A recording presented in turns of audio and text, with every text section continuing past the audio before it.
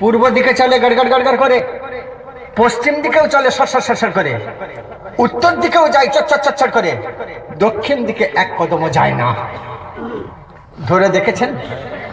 না দেখে থাকলে দেখবেন, বারবার চেষ্টা করবেন একটা আয়নার উপরে বা প্লেটের উপরে রেখে দক্ষিণ দিকে ওর মুখ করাতে চেষ্টা করবেন, এক কদমও যাবে না। দেখেছেন? দেখেছেন? আমার ভাই পরীক্ষা করেছে। এ উকুন দক্ষিণে কেন যায় না? সারা পৃথিবীর যত ধর্ম, কিছু বলবে? তুমি এমন ভাবে দাঁড়ালে এমন মনে কিছু বলবে। কে? কোন একটা ছেলে 100 টাকা নিয়ে আসছে, ওই ছেলেটা কোথায়? ছেলেরা তো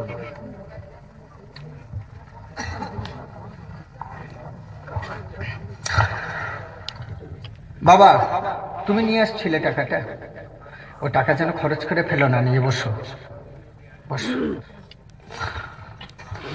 সারা পৃথিবীর যত ধর্মগ্রন্থ আছে, কোন ধর্মগ্রন্থে আপনি পাবেন না উকুন কেন দক্ষিণ দিকে চলে না, একমাত্র দুটি ধর্মগ্রন্থ ছাড়া।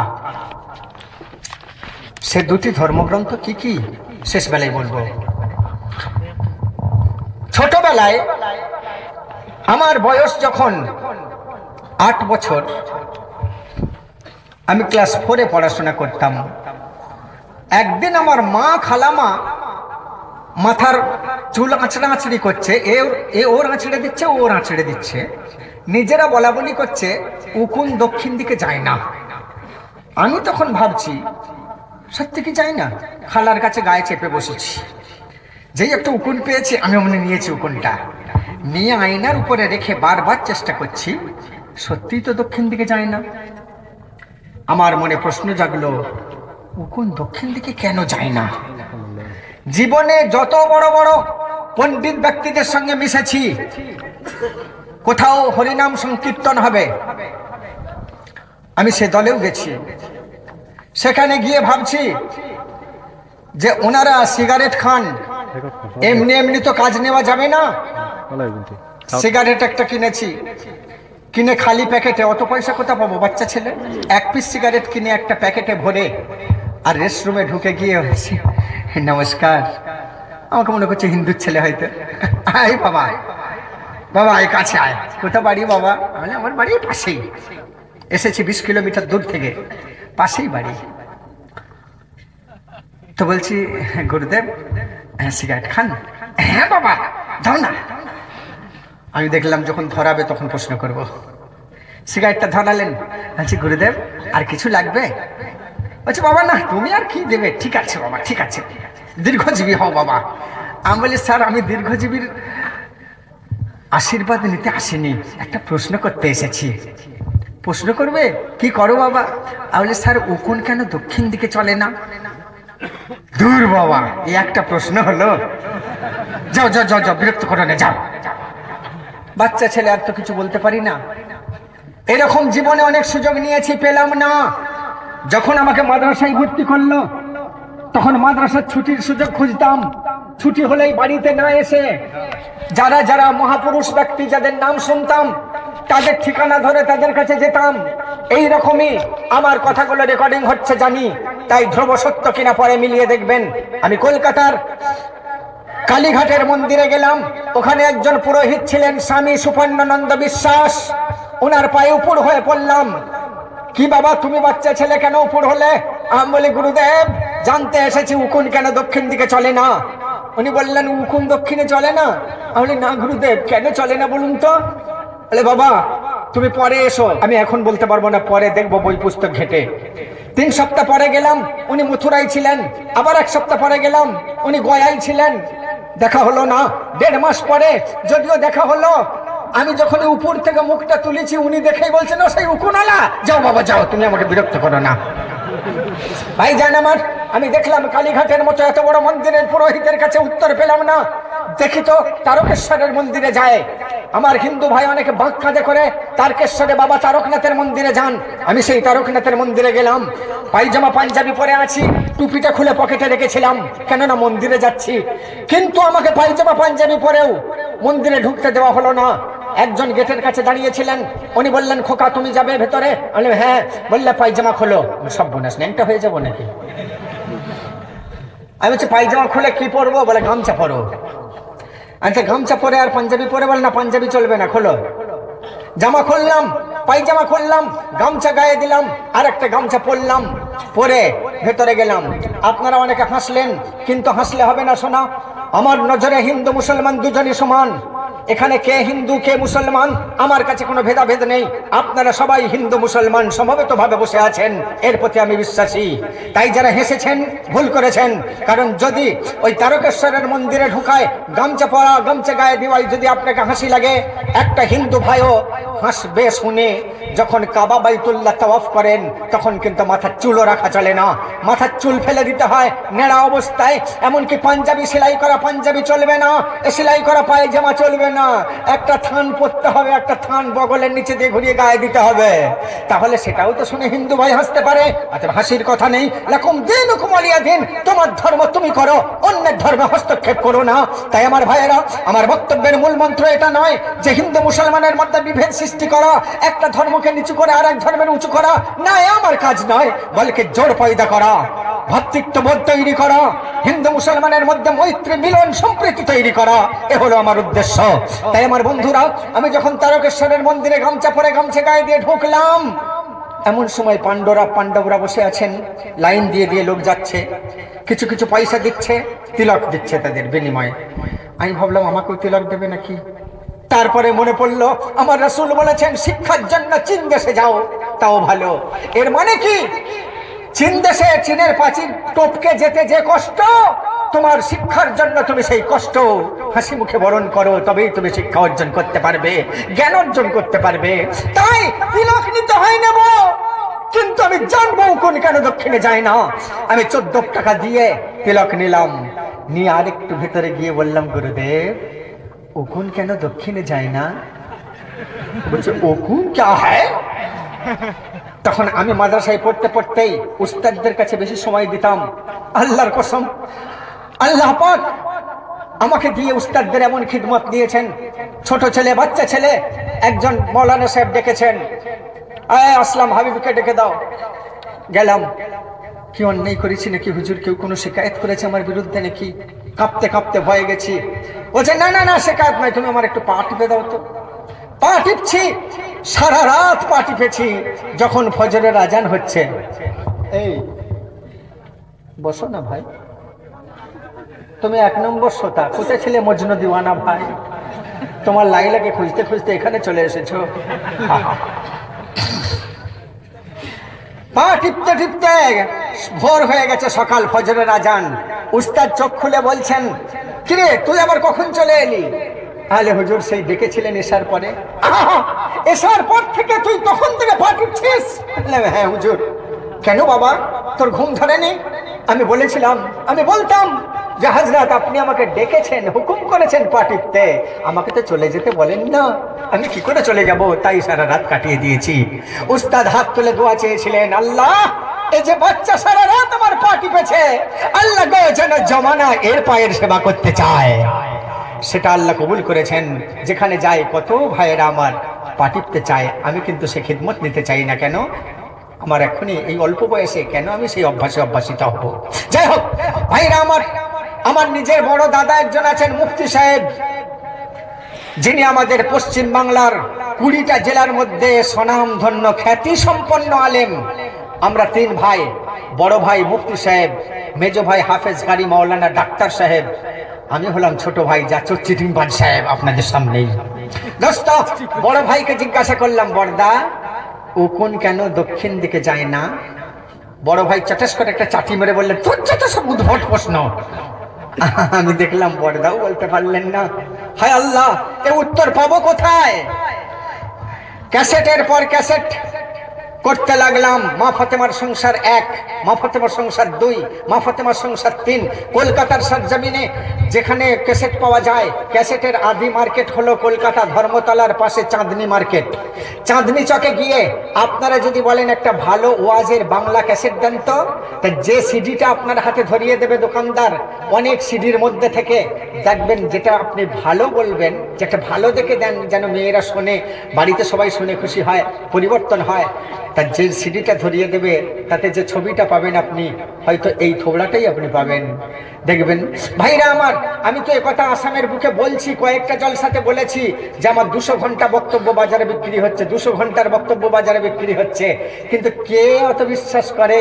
তাই এবারে আমি 10টা প্যাকেট এনেছিলাম 200 ঘন্টার বক্তব্যের। বাজারে যা পাওয়া যায় 20টা ডিস্ক দিয়ে একটা বাক্স এনেছিলাম। দুঃখের বিষয়, সব জলসায় 1-2 করে দিতে দিতে আপাতত শেষ। এখানের জন্য একটাই কোনো রকমে বাঁচিয়ে আনা গেছে, সেইটাও দেখি রেস্টরুমে এক ভাই নিয়ে নিয়েছে। কে নিয়েছে গো? একজন নিয়েছে তো। 200 ঘন্টার বক্তব্য ডিস ওই রেস্টরুমেতেই সে নিয়ে নিয়েছে।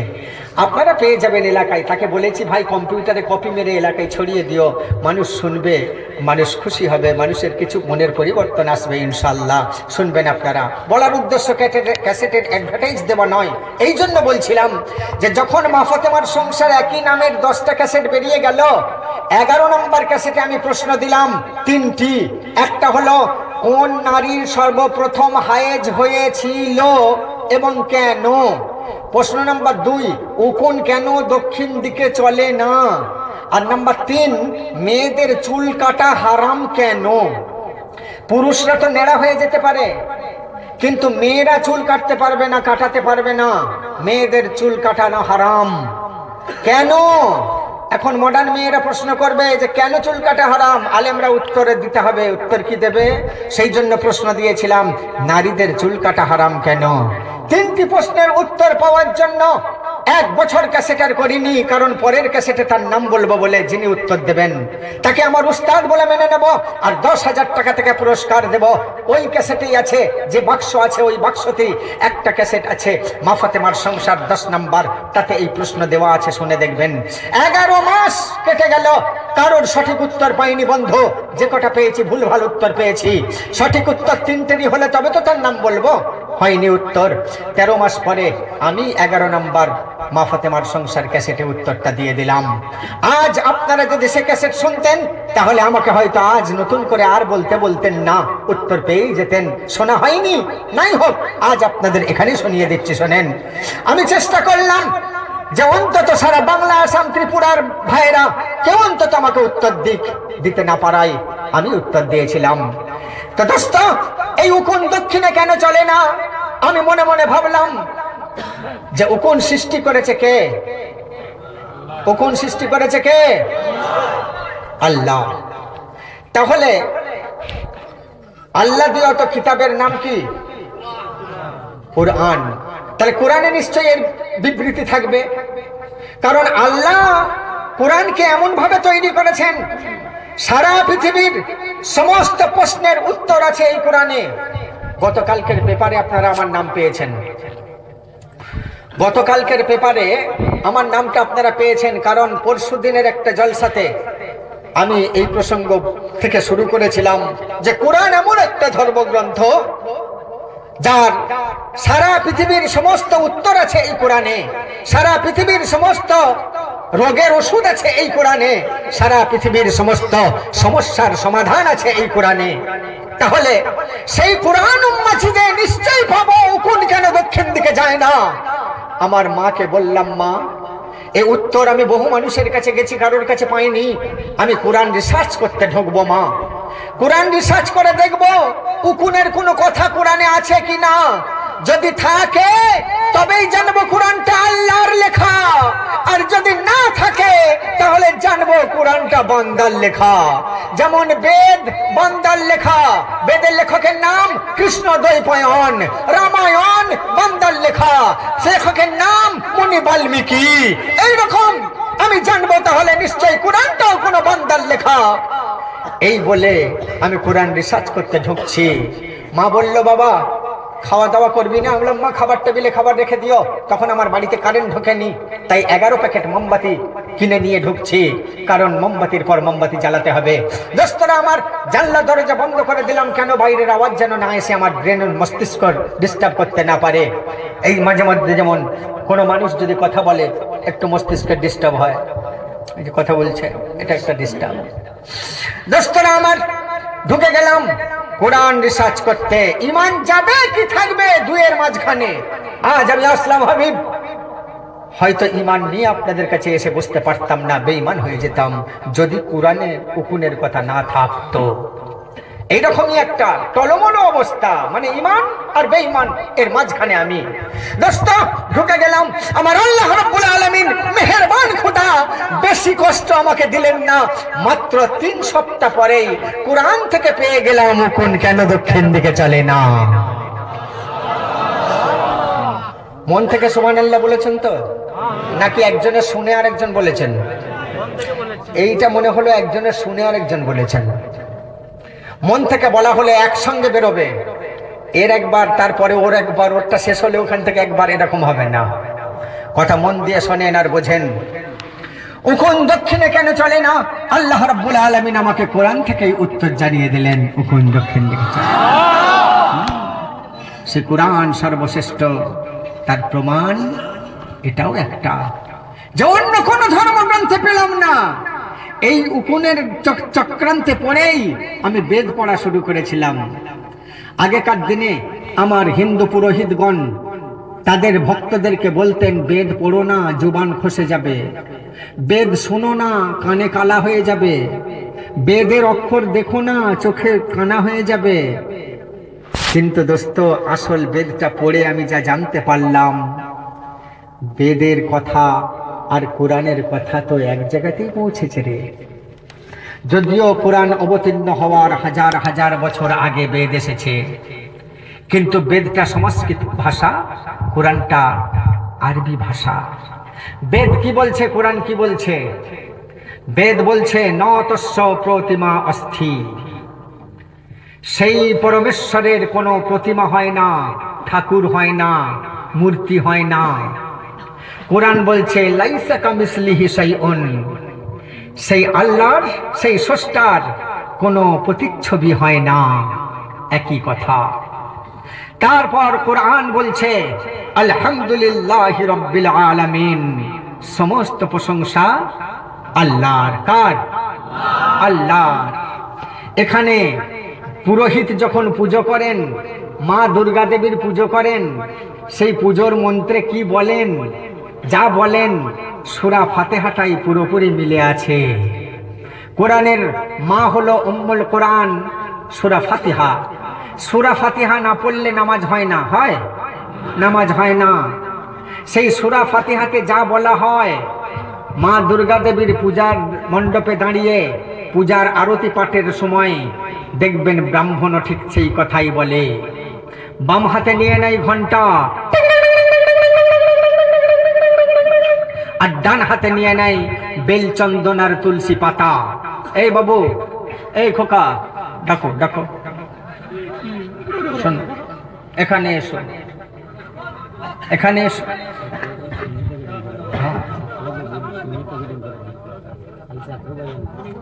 ও আচ্ছা আচ্ছা, এরা মাদ্রাসার ছাত্র। ঠিক আছে বাবা, যাও যাও, আমাকে বলবে তো ব্যাপারটা।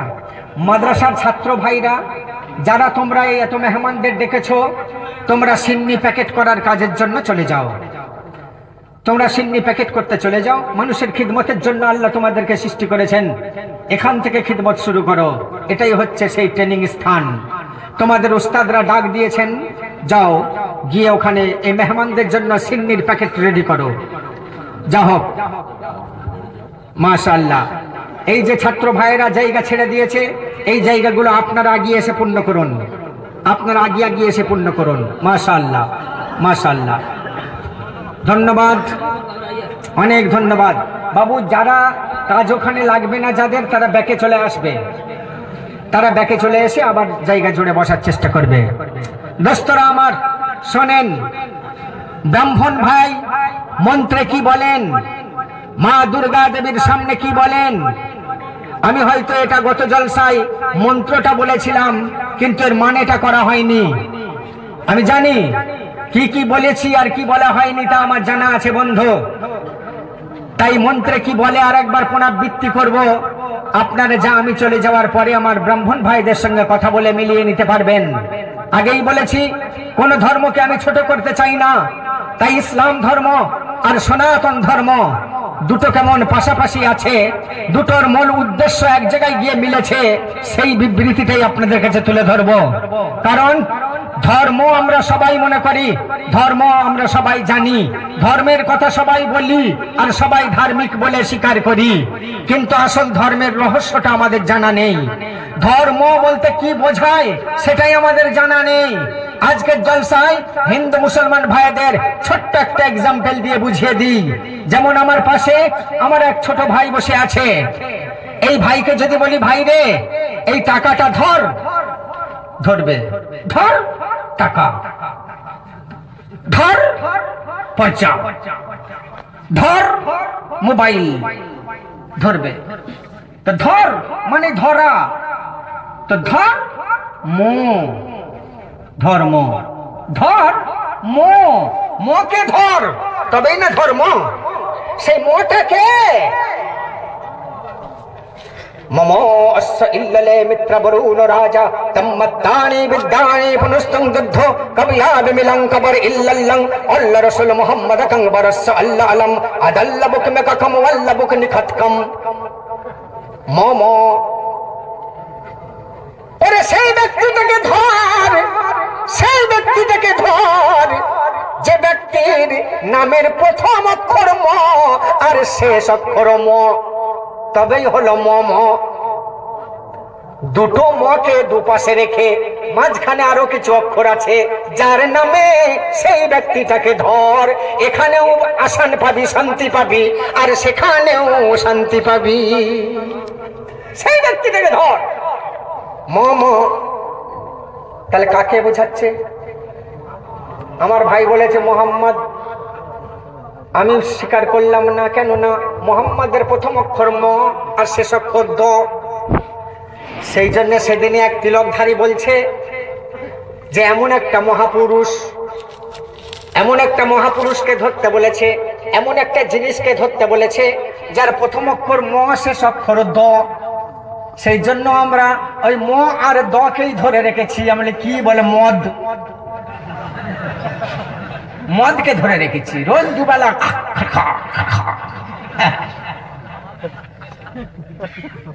আমি তখন বললাম, বন্ধু গো, প্রথম অক্ষর ম আর শেষ অক্ষর দ কোথা পেয়েছ? বলে আমাদের গুরুদেবরা বলেছে। আরে গুরুদেবের কথা শুনবে না পুস্তকের কথা শুনবে? মানে পুস্তকের কথা শুনবো। আর তাহলে এখানে ফিরে এসো। পুস্তকের নাম হলো গীতা, এর উল্টো দিক থেকে লিখলে হবে ত্যাগী। গীতা ত্যাগী। ওই ত্যাগীদের জন্য যে গীতা এসেছে, ওই গীতার কথা শোনো। পৃষ্ঠা নাম্বার 114 লেখা আছে মামা অস্য ইল্লালে মিত্র বরুণ রাজা। এপাশেও ম আর ওপাশেও ম। এই ব্যক্তিটাকে সে বলতে পারলো না, নিশ্চয়ই আপনারা বলতে পারবেন। যদি বলি মোহাম্মদ, হলো না। যদি বলে মুকাই, সাঁওতালদের ঠাকুরের নাম মুকাই, হলো না, কারণ ম হস্যই। যদি বলি রাম, হলো না, র ম। যদি বলি লক্ষণ, হলো না। যদি বলি কৃষ্ণ, হলো না। যদি বলি মক্কা, হলো না। মদিনা, হলো না। মথুরা, হলো না। মা, হলো না। মামা, হলো না। কারণ ম ম, প্রথমে ম থেকে শুরু আর শেষে গিয়ে ম থামতে হবে। ভাইরে আমার ভাই এখানে মাদ্রাসার ছেলে বলছে মুসলিম, মানে মুসলিম গুলোকে ধর। যদিও ওটা হলো না, কারণ ম ম আর মুসলিমে হবে মুম, মু থেকে শুরু, ময়ে গিয়ে শেষ মুম হয়ে যাবে। তাহলে বলে তখন একজন, আমি যখন কৃষ্ণনগর, নদিয়া জেলার কৃষ্ণনগরে যখন ওয়াজ করছি, এমন সময় একজন উঠে বলছে, হুজুর আমি বলবো। আমি বলো। বলে কারেন্ট যদি অফ হয়ে যায় আমরা সেই জন্য রেডি করে রেখেছি যে বাতিটা, সেই বাতিটা যা দিয়ে তৈরি হয়েছে সেটা হলো মম, মানে মোমবাতি। হলো না রে ভাই, হলো না কেন? তার মাঝখানে আরো কতগুলো অক্ষর আছে, মমের মাঝখানে তো কোনো অক্ষরই নেই, মম শেষ। ভাইরে আমার, ধরতে কাকে বলা হয়েছে? আমার সঙ্গে কিছু ব্রাহ্মণের সঙ্গে বন্ধুত্ব আছে, এ বয়সে, ছোট্ট বয়সে, কচি বয়সে। আলহামদুলিল্লাহ, ভাই রাগ করবেন না যেন, আমার হিন্দু ভাইয়েরা যেন রাগ করবেন না। বুঝে সুঝে আমেরিকায় বহু অমুসলিম মুসলমান হয়েছে, গুজরাটে অমুসলিম 2 জন মুসলমান হয়েছে, দিল্লিতে 3টি অমুসলিম মুসলমান হয়েছে, বাংলাদেশে তো অনেক অমুসলিমরা মুসলমান হয়েছে। এই অধম পাপী বান্দার হাতে একটা নয়, দুটো নয় রে, পর্যন্ত 43 জন মুসলমান হলো।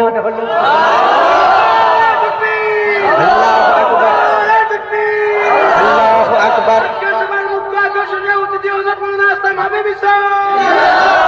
ভাইরে আমার, ম বলতে কি বোঝায়? ব্রাহ্মণ ভাই বলছে ধরতে বলা হয়েছে, ধরতে। তোমরা তো ধরতে দাও না, তোমরা শুধু মারতে জানো। ধরতে দাও না, মারতে জানো। আমলে কি ধরতে তুমি জানলে আর কি আমি মারতে জানলাম, একটু বলো। আমার বন্ধু ব্রাহ্মণ ভাই আমাকে বলছে, ভাই রে, আমরা যে গরুকে মা ভগবতী বলি, তোমরা তাকে মেরে খাও, এটা বড় অন্যায় করো। আমলে ভাই রে, এই ভগবতী মা তোমার কি করে ধর্ম গুরু হলো বলো, তোমার দেবতা কি করে হলো বলো? বলে মা ভগবতী এই জন্য আমাদের মা, যে আমাদের ভগবানের নাম হলো রাম, রামকে দুধ খাইয়েছিল, সেই জন্য মা ভগবতী। আমলে আর কি কি তোমাদের ভগবতী আছে বলো? বলো ভগবতী আর একটা জিনিস খায়, সেটা হচ্ছে বট পাতা, সুদ পাতা। তাই বট গাছ, অশ্বত্থ গাছ আমাদের দেবতা স্থান, আমরা ওই গাছগুলোর পুজো করি। আমলে কেন গাছের পুজো করো? বলে ওই গাছের পাতা মা ভগবতী খায়, সেই জন্য পুজো করি। আমি বলি যদি ওই গাছ দেবতা হয়, রাম বসেছিল বলে, আর গাছকে যে খাচ্ছে ওই গরু যদি দেবতা হয়, তাহলে গরুকে যারা খায় তারা কত বড় দেবতা?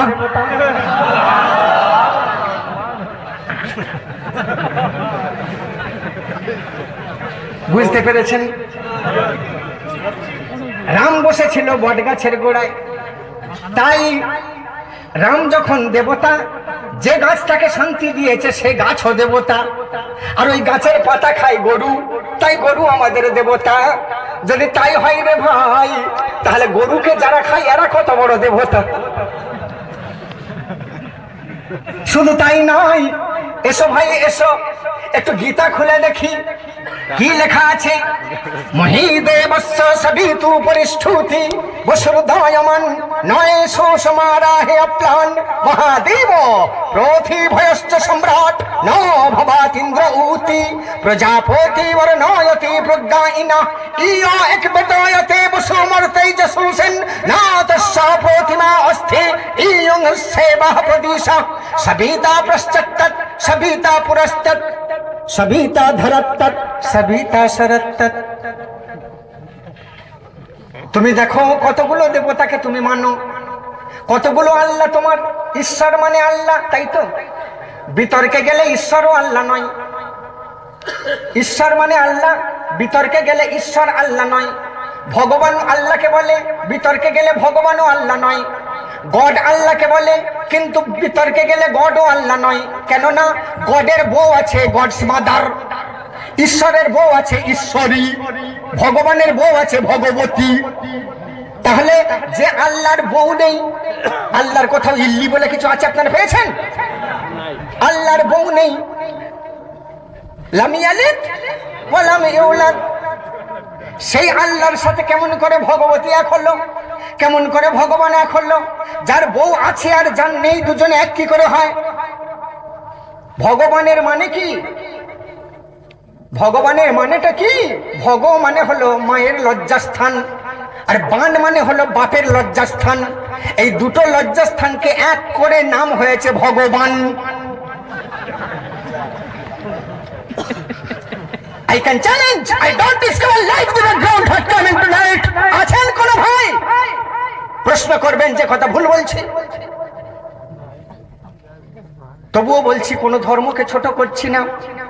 ভগবান মানে যদি আল্লাহকে বলা হয়, কিন্তু যে আল্লাহর কোনো ইল্লি বলে নেই, ভগবানের ভগবতী নামক তো বউ আছে, ঈশ্বরের তো বিবি আছে ঈশ্বরী। যদি না থাকতো তাহলে ঈশ্বরীটা কে? জবাব দাও ভাইরে আমার। যদি বলো গডস, গড মানে আল্লাহ, তাহলে গডস মাদারটা কে? এটা জবাব দাও। অনুরূপ ইমান লুটার জন্য মুসলমানদেরকেও কাবু করেছে, মুসলমানদেরকেও কয়েদ করে নিয়েছে, মুসলমানদেরকে ওই লেটেস্ট বুদ্ধিমানেরা যুক্তি দিয়ে বুঝিয়েছে হযরত মুহাম্মদ কেমন নবী, তিনি একজন মহাপুরুষ, আমি না হয় ছোট ভাই, তিনি হলেন বড় ভাই। বলুন নাউজুবিল্লাহ। কেননা আমার নবীর বিবিদেরকে আমরা মা বলে জানি, মা খাদিজা, মা আয়েশা, মা। নবীর বিবিদেরকে মা সালমা, মা মাইমুনা। তাহলে যাদেরকে আমরা মা বলি তার স্বামীটা বাপ হবে নাকি বড় ভাই হবে? যদি তাই হয় ওই ভাইদের বলবো, গো ভাই তোমার ওই চাচিকে মায়ের মর্যাদা দিচ্ছ, ঠিক আছে, মা বলছো, চাচি মা, খালা মা, ফুপু মা, আর খালুগুলোকে চাচাগুলোকে দাদা বলে ডাকো দেখি। যদি তা না পারো তাহলে এখানে রাসূলকে বড় ভাইয়ের মতো মর্যাদা দিতে হবে, এটা বলছো কেমন করে? আস্তে আস্তে আবার ভিড়ে আসলো, হ্যাঁ ঠিকই বলেছো, ঠিকই বলেছো ভাই। তাদের বিবিরা যদি মা হয় তাহলে রাসূলকে ভাই বলবো কেমন করে? আহা দোস্তরা আমার, আবার আসেন সেই প্রসঙ্গে ফিরে যাই। ও ভাই রে, বড় সঙ্গীন রে ভাই, বড় সঙ্গীন। এক তিলকধারী আমায় প্রশ্ন করছেন রেলের উপরে, আপনার নাম কি? আমি বললাম নাম শুনে কাম কি? বলছে আপনার অবস্থা দেখে মনে হচ্ছে আপনি আমাদের সামনে থেকে একটু সরে গেলে ভালো হয়। বলি কেন? বলে আমাদের কাছে খুচরো পয়সা নেই। মানে আমি ভাবলাম আমাকে ভিখারি ভেবেছে। আমি বললাম ওগো তিলকধারী ভাই, আপনি যে সিটটাই বসে আছেন ওই সিটটা হলো আমার সিট। আমি ব্যাংকারের উপরে আমার জামা কাপড় খুলে রেখেছি আপনার মাথার উপরে। তখন সে বলছে আপনি বসবেন। আমি বসবো না, আপনাদের কথা কিছু শুনবো। কি কথা শুনবেন? আমি এই যে বললেন মুসলমানদের কয়েকটা জিনিস মেলে না, কি এমন মেলে না সেগুলো বলুন। বলছে হ্যাঁ অনেক জিনিস মেলে না। আমরা মাটিকে মা বলি, আপনারা কি বলেন? আমি না। আমরা গঙ্গাকে মাইয়া বলি, আপনারা কি বলেন? আমি না। আমরা গরুকে মা বলি, আপনারা কি বলেন? আমি না। বলে কেন বলেন না? কেন বলবো সেটা বলেন। বলে মা যেমন তার বুক চিরে পেট চিরে বাচ্চা বার করে আবার বাচ্চাকে লালন পালন করে, মাটি আমাদের তার বুক চিরে পেট চিরে ফসল উগলে দেয়, সেই ফসল খেয়ে আমরা জীবিকা নির্বাহ করি, সেই জন্য মাটি আমাদের মা। বলি যদি তাই হয়, ও পুরোহিত ভাই একটু শোনেন। কোন মন্দিরের পুরোহিত আমি জানি না, কোন জায়গার ঋষি আপনি জানি না, তবে আপনাকে আমি সম্মান করি, আপনি আমার বয়স্ক, আপনি আমার বয়োজ্যেষ্ঠ। যদি মাটিকে আপনি ফসল উগলে দেয় বলে যদি মা বলেন, আমার মায়ের মর্যাদা যদি মাটিকে দেওয়া হয়, তাহলে আমার মা, আপনার মা, সারা পৃথিবীর যত মা আছে, কোন মা তার বাচ্চাকে আবার পেটে ঢুকিয়ে নিয়েছে এমন কোন খবর আছে কি? বলে না, তা তো নেই না। তাহলে যদি আপনার আমার মা বাচ্চাকে পেটে ঢুকিয়ে নিয়েছে খবর যদি না পান, তাহলে মাটিকে যে মা বলছেন, এই মাটি তো অনেক সময় হাজার হাজার মানুষকে ভূমিকম্পের সময় ভিতরে ঢুকিয়ে নিচ্ছে। ভূমিকম্প যখন হয় অনেক মানুষ বাঁচাও বাঁচাও করে গেড়ে যাচ্ছে মাটির ভিতরে। তাহলে এ মা আর ও মা কি করে এক হয়? সামনে কিছুগুলো মেয়ে বসছিল, লেটেস্ট মডেল মেয়ে। মডেল মেয়ে কি করে বোঝা যায়? যারা যত কম কাপড় পরতে পারবে তারা সব মডার্ন, কাপড় যত কম পরতে পারবে তারা মডার্ন, কি ঠিক না? এ প্রসঙ্গে আরো শোনাবো আপনাদেরকে। আমি চলে যাওয়ার পরে আমার এই কথাগুলো নিয়ে আপনারা জিহাদের মতো মন তৈরি করে আপনার কোরআনের প্রসার ঘটাবেন। ইসলাম যে সত্য ধর্ম, ইসলাম যে সঠিক ধর্ম, মুসলমানদের যদি ইসলাম সম্পর্কে সচেতনতা না থাকে তাহলে জবাব দেবেন কি করে বন্ধু? মুসলমানদের সঙ্গে আল্লাহ আছে, কে আছে? কেন? আল্লাহ কোরআন শরীফে বলেছেন ইন্নাদ দীনা ইনদাল্লাহিল ইসলাম, আমার মনোনীত ধর্মের নাম হলো ইসলাম। তাহলে আল্লাহ মনোনীত ধর্মের নাম যদি ইসলাম হয়, ইসলাম ধর্মাবলম্বীরা হলো মুসলমান, তাহলে মুসলমানরা আল্লাহ মনোনীত প্রার্থী, কোনো সন্দেহ আছে? নেই।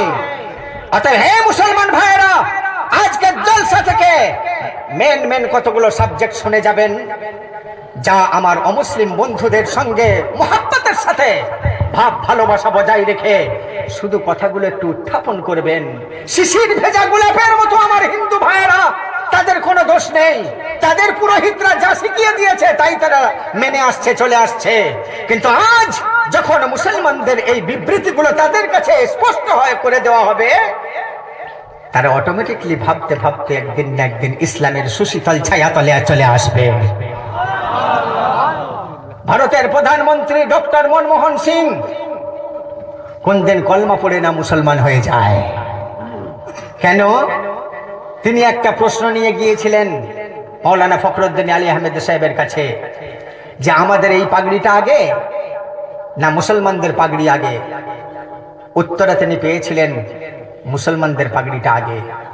কিভাবে উত্তর পেলেন? এটুকু বললেই তো আর অত বড় একটা ডক্টর মানুষকে তো আর সহজে বোঝানো যায় না। কি করে পেলেন একটু বলবো, শুনবেন? কে কে শুনবেন? কই হাত তুলে দেখান দেখি। ওরে বাপরে বাপরে বাপরে, হাত নামান। ডক্টর মনমোহন সিং যখন মাওলানা ফখরুদ্দিন আলী আহমেদ সাহেবের দরবারে পৌঁছালেন, ঘটনাটা শর্ট করছি, উনি আগে আরো কয়েক জায়গায় গিয়েছিলেন, কোথায় কোথায় গিয়েছিলেন আর বলছি না। ডক্টর মনমোহন সিং যখন গেলেন ফখরুদ্দিন আলী আহমেদ সাহেবের কাছে, গিয়ে এবার জিজ্ঞাসা করলেন, আপনার কাছে এসেছি আমি, মুসলমানদের ইমাম সাহেবরা পাগড়ি বাঁধে আর আমরাও তো পাগড়ি বাঁধি, তা ইমাম সাহেবদের পাগড়িটা আগে না আমাদেরটা আগে? ডক্টর মনমোহন সিং এর কথায় উত্তরে মাওলানা ফখরুদ্দিন আলী আহমেদ সাহেব বলেছিলেন যে এইটা আমি আপনাকে মুখে বলবো না পুস্তক দেখাবো? ডক্টর জিজ্ঞাসা করলেন, পুস্তকের নাম কি? বলছে পুস্তক তো অনেক আছে, তবে আমি যেটা দেখাতে চাইছি ওটা আপনাদেরই ধর্মগ্রন্থ। ডক্টর মনমোহন সিং চশমাটা খুলে মুছতে মুছতে বললেন, আমাদের ধর্মগ্রন্থ আপনার বাড়িতে? হ্যাঁ, ধর্মগ্রন্থ তো পড়ার জন্যই আছে আমার বাড়ি। আচ্ছা, গ্রন্থের নাম কি বলুন তো? গ্রন্থ সাহেব। আরে বাপরে বাপরে, হ্যাঁ নিয়ে আসেন দেখবো। আলমারি খুলে নিয়ে আসলেন গ্রন্থটি, পচা তালপাতার মতো হয়ে গিয়েছিল পৃষ্ঠাগুলো, ভেঙে যাওয়ার খাপ। সেই একটা জায়গা সাবধানতার সঙ্গে খুলে দিলেন। ডক্টর মনমোহন সিং চশমাটা ভালো করে চোখে পড়ে নিয়ে পড়লেন, কি লেখা আছে সেখানে? গুরু নানক যখন মৃত্যু শয্যায় সজ্জিত, এমন সময় ভক্তরা এসে বলছে, গুরুদেব আপনি নাকি মারা যাচ্ছেন। আমি বিশ্বাস করতে পারছি না। ভাই, যে যাকে ভালোবাসে, যেমন আমাদের রাসূল করিম সাল্লাল্লাহু আলাইহি ওয়াসাল্লাম যখন পর্দা নেবেন, এই খবর যখন ছড়িয়ে গেল, হযরত ওমর ফারুক রাদিয়াল্লাহু তাআলা আনহু এই খবর শুনে পাগলের মতো নাঙ্গা তরবারি ঘোরাতে ঘোরাতে ছুটছিলেন, যে বলবে আমার নবী পর্দা নিচ্ছে তার গর্দান উড়িয়ে দেব। ছুটছিলেন, ছুটতে ছুটতে যখন কাছে আসলেন, আল্লাহ তাকে ধৈর্য দিলেন, সবর দিলেন। কুল্লু নাফসিন যায়কাতুল মাউত। চুপ করে বসে গেলেন। ভাই আমার, এইরকম বালক ব্রহ্মচারী যখন মারা যাবে, ভক্তরা বলছে আমাদের গুরুদেব মরতে পারে না। বালক ব্রহ্মচারী মরবে না করে আর লাশ পুড়ায়নি। 2 দিন, 4 দিন, 10 দিন, 12 দিন, 14 দিন এইভাবে কেটে যাচ্ছে, লাশ রেখে দিয়েছে। পেপারে রোজ লিখছে গুরুদেব মরেনি, ঘুমাচ্ছে, মরেনি, ঘুমাচ্ছে। 18 দিন পরে যখন নাড়ি ভুঁড়িগুলো পচে পায়খানার রাস্তা দিয়ে বার হচ্ছে, তখন 19 তারিখের পেপার, 18 তারিখের পেপারে লিখছে, 17 দিন পরে যখন ওটা বার হচ্ছে, 18 দিন পরের পেপারে লিখছে বালক ব্রহ্মচারী পায়খানা করেছে। লোক অবাক, সত্যি তাহলে মরেনি, এতদিন না খেয়ে দিয়ে ঘুমাচ্ছিল। বাপরে বাপরে, কুম্ভকর্ণের মতো ঘুম দেখতে পাচ্ছি। কিন্তু দোস্ত, 19 দিন পরের পেপারে লিখছে বালক ব্রহ্মচারী দেহ সাৎ করার জন্য 3000 মানুষ জড়ো হয়েছে। কেন? আর রাখা যাবে না, সব পচে গেছে। তাহলে মৃত্যু অনিবার্য। ডক্টর মনমোহন সিং পড়ছেন ওই জায়গাটা। গুরু নানক যখন মৃত্যু শয্যায় সজ্জিত, এমন সময় ভক্তরা গিয়ে বলছে, গুরুদেব আপনার জন্য আমাদের হাসি, আপনার জন্য আমাদের কান্না, আপনার জন্য আমাদের সুখ, আপনার জন্য আমাদের দুঃখ, আপনার জন্য চাঁদ, আপনার জন্য সূরজ, আপনার জন্য আকাশ, আপনার জন্য পাতাল, সবকিছু আপনার জন্য। আর আপনি ছেড়ে দিয়ে কি মারা যাচ্ছেন? বিশ্বাস করতে পারছি না গুরুদেব। গুরু নানক তখন শুনে বললেন, চুপ করো, চুপ করো। আমার অন্তিম সময়ে, আমার যাবার বেলায় আমার কানে ওরকম কথা বলে তোমরা আমাকে নষ্টের খাতায় ফেলো না। কি আসল কথাটা গুরুদেব? উঠতে চাই, আমি উঠতে চাই। মাথার দিকে যারা বসেছিল তারা কয়েকজন ভক্ত তুলে একটু আধ বসা করে বসিয়ে পিঠে হাত দিয়ে বসে রইলেন। ওই অবস্থায়, আধ বসা অবস্থায় গুরু নানক বললেন, আমার জন্য নয় এগুলো, আমার জন্য নয়। লোকেরা, অনেক শিক্ষিত পণ্ডিত মানুষও সামনে ছিলেন, উঠে বলছে, গুরুদেব তাহলে কার জন্য? প্লিজ আপনি এখনই মরবেন না, মৃত্যুবরণ করবেন না, কার জন্য একটু বলে দেন। গুরু নানক চিন্তা করলেন, সরাসরি নামটা যদি এক্ষুনি বলে ফেলি, আমার মরণের আগেই এরা হয়তো নিজেদের মধ্যে মারামারি লেগে যাবে, বিভিন্ন মতের মানুষ তৈরি হয়ে যাবে। তাই একটু ঘুরিয়ে দিলেন। কেমন করে? একটা অঙ্ক শোনালেন। অঙ্কটা কি? হর আদাদ কো চৌগুন কর লো तो को उसमें 2 बढ़ाए, पूरे जोड़ों को 5 गुण कर लो, 20 से उसमें भाग लगावे, बाकी बचे को 9 गुण कर लो, 2 को उसमें 2 बढ़ाए, गुरु नानक यूं कहे हर शय में मोहम्मद को पावे। এই বলেই শুয়ে পড়লেন। এটা ছিল গুরু নানকের শেষ কথা। আচ্ছা, এই কথাটা মানেটা কি? হর আদাদ কো চৌগুন কর লো। আরবিতে আদাদ সংখ্যা বার করার একটা নিয়ম আছে। আপনাদেরকে বোঝাতে গেলে এখানে বাংলায় সহজে এমন ভাবে আমি বোঝাতে চেষ্টা করছি। মনে করুন আলো, এই আলো কথাটার আদাদ সংখ্যা কেমন? আলো, ও আলো। মনে করুন ফুল, ফ হস্য ল ফুল। মনে করুন এই গাছ, গ আকার ছ গাছ। এইভাবে একটা আদাদ সংখ্যা আমরা মনে করে নিয়ে হিসাবটা পেশ করতে পারি। কেমন? গাছে দেখি তো কার জন্য গাছটা সৃষ্টি? গ আকার ছ গাছ 3। বলছে হর আদাদ কো চৌগুন কর লো, 3 কে 4 দিয়ে গুণ করো, কত হবে? 3 4 12। 2 को उसमें 2 बढ़ाए, 12 তে 2 যোগ করো, কত হবে? 14। তারপর বলছে পুরে জোড়ো কো 5 গুণ কর লো, মানে 14 কে 5 দিয়ে গুণ করো, 5 14 70। 20 से उसमें भाग लगावे, 20 দিয়ে ভাগ করো, তাহলে 3 20 60।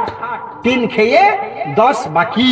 বলছে বাকি বাঁচে কো 9 গুণ করলো, যেটা বেঁচে আছে 10 ওটাকে 9 দিয়ে গুণ করো, 9 10 90। 2 को उसमें 2 बढ़ाए, 90 এ 2 যোগ করো, কত হবে? 92। যার নামের আদাদ সংখ্যা 92, জেনে রাখবে তার জন্য সৃষ্টি হয়েছে। কার নামের আদাদ সংখ্যা 92? হিসাব করে দেখা গেল রামের আদাদ সংখ্যা 92 নয়, কৃষ্ণের আদাদ সংখ্যা 92 নয়, সরস্বতীর আদাদ সংখ্যা 92 নয়, দুর্গার আদাদ সংখ্যা 92 নয়, কালীর আদাদ সংখ্যা 92 নয়, মহেশ্বরের আদাদ সংখ্যা 92 নয়, মহাদেবের আদাদ সংখ্যা 92 নয়।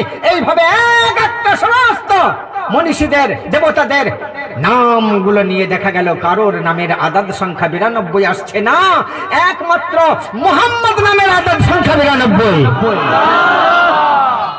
আরবি অক্ষর নিয়ে যারা গবেষণা করেন, বন্ধুরা ভালো করে শোনেন, মিমের আদাদ সংখ্যা 40, হেয়ের আদাদ সংখ্যা 8, মিমের আদাদ সংখ্যা 40, দালের আদাদ সংখ্যা 4। তাহলে 40 যুক্ত 8 যুক্ত 40 যুক্ত 4 সমান 92। মিম হে মিম দাল, এই মোহাম্মদের আদাদ সংখ্যা 92। দোস্ত, তাহলে আমার জন্য সৃষ্টি নয়, আমার জন্য সৃষ্টি নয়।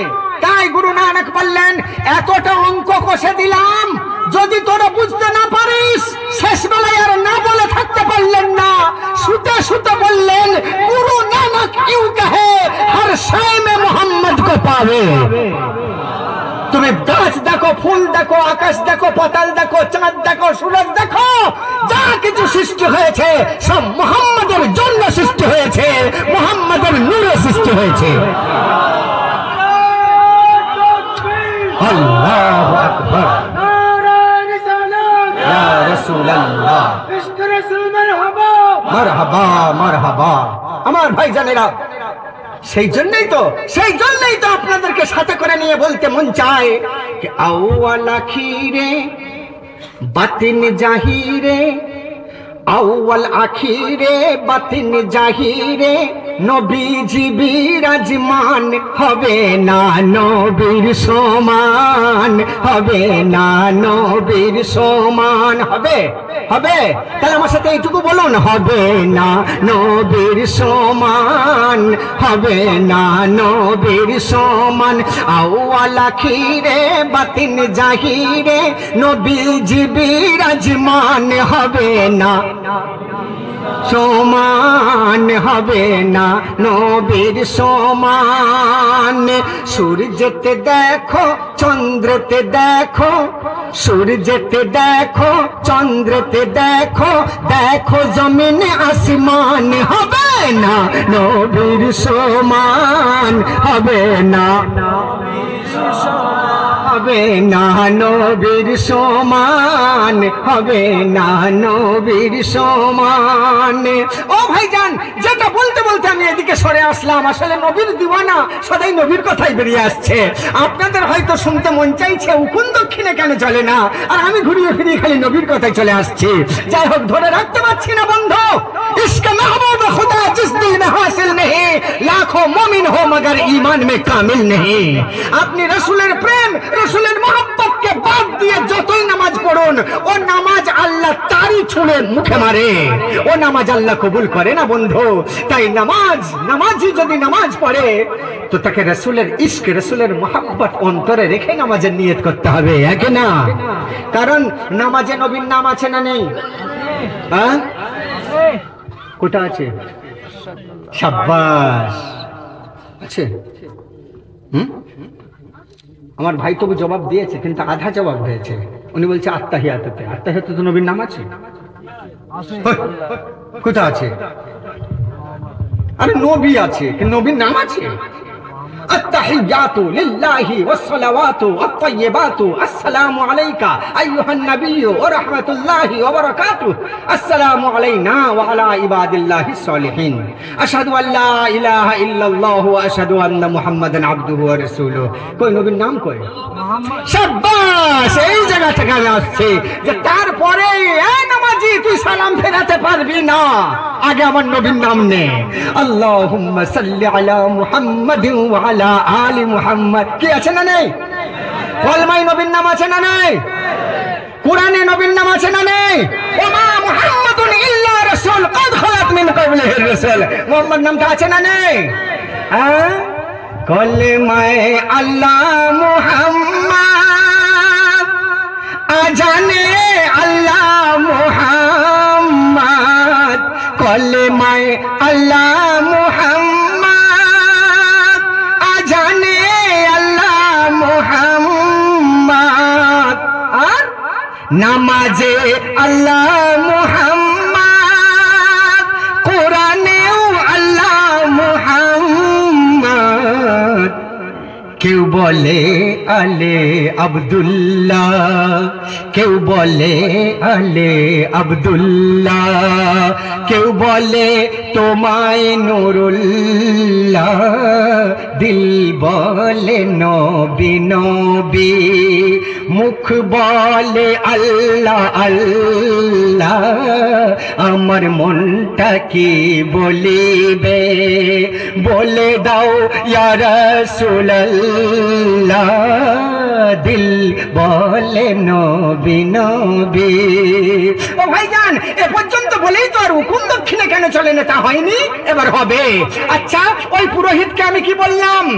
মাটিকে মা বলতে পারি না, কেননা আমার মা কোনোদিন আমাকে পেটে ঢুকিয়ে নিল না, পৃথিবীর কোন সন্তানকে কোনো মা পেটে ঢুকিয়ে নিল না, কিন্তু মাটি অনেক লোককে পেটে ঢুকিয়ে নিয়েছে ভূমিকম্পের সময়, তাই এটাকে মা বলতে পারি না। গঙ্গাকে আমি মা বলবো কেন? বলল গঙ্গা জল পুত পবিত্র, জল না খেলে আমরা জীবনে বাঁচতে পারবো না, জল মানে জীবন আর পানি হলো প্রাণ, তাই তোমাদের শাস্ত্রেও লেখা আছে গঙ্গা জল পবিত্র। আমি বললাম হ্যাঁ লেখা আছে। তাহলে এই জন্য গঙ্গাকে আমরা মাইয়া বলি, গঙ্গা মাইয়া আমাদের দেবতা। আমি বলি ভাই ও পুরোহিত বাবু, যদি গঙ্গা জল পুত পবিত্র বলে তাই দেবতা হয়, তাহলে ওই জন্য যদি মা বলা হয়, আমার মা তো কোনোদিন আমার বুকের উপরে পা রেখে নাচলো না, পৃথিবীর কোন বাচ্চার উপরে মা পা রেখে নাচতে পারে না, কিন্তু নদীতে যখন তুফান আসে, যখন বন্যা আসে, যখন বান ডাকে, তো তখন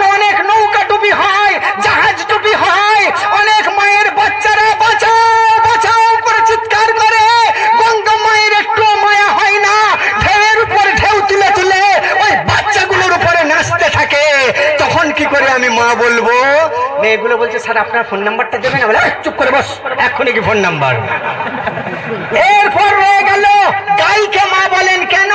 বলে একটা মানুষ যদি জন্ম থেকে মৃত্যু পর্যন্ত কিছু খাবো না মনে করে তো শুধু দুধ খেয়ে জীবনে বাঁচতে পারবে।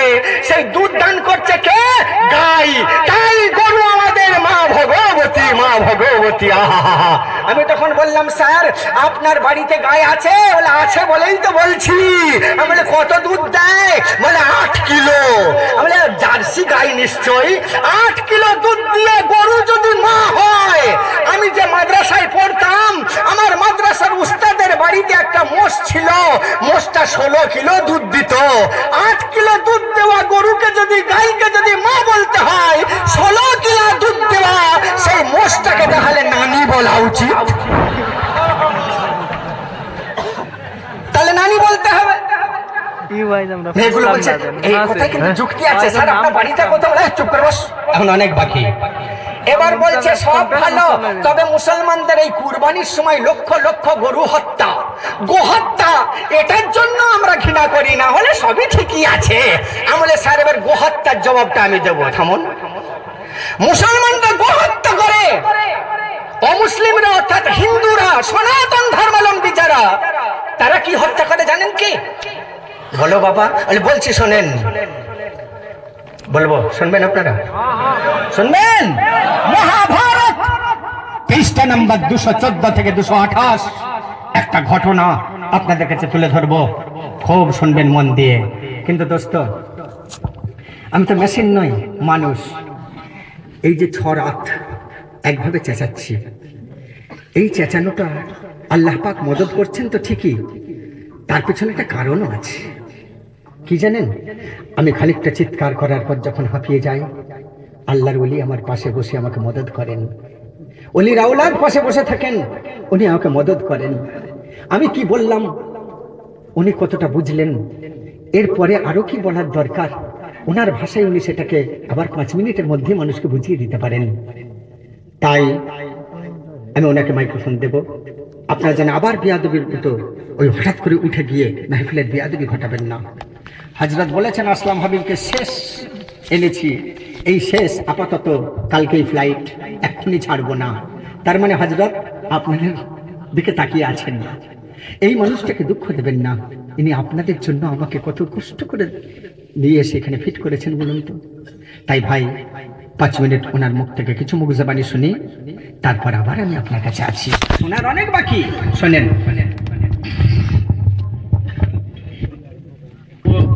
কোন দোকনে দি দেয় না বুঝিলি শুনি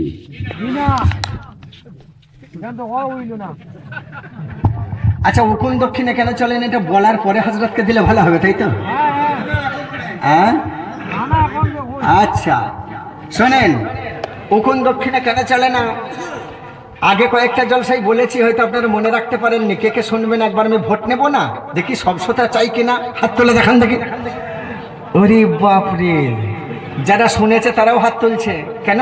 সেদিনে শুনেছি কিন্তু রেকর্ডিং করিনি, মাকে তাই শোনাতে পারিনি, আজকে রেকর্ডিং করে শোনাবো। আপনারা যখন এতগুলো মানুষ হাত তুলেছেন, তখন আমিও চাইবো বন্ধুবর্গ, এতগুলো মানুষের হাতের সাথে অন্তত আমি মুসাফির মানুষ, আমার হাতটা তো একটু মিলুক। এতগুলো মানুষের হাতের সাথে আমার হাতটা একটু মিলুক। আমার এই মাদ্রাসার ছাত্র ভাইরা যারা আপনাদের আহারাদির ব্যবস্থা করতে ছুটে গেছে, তারা প্যাকেট বানাচ্ছে। আপনি কি কোনো সাংবাদিক? আচ্ছা আচ্ছা,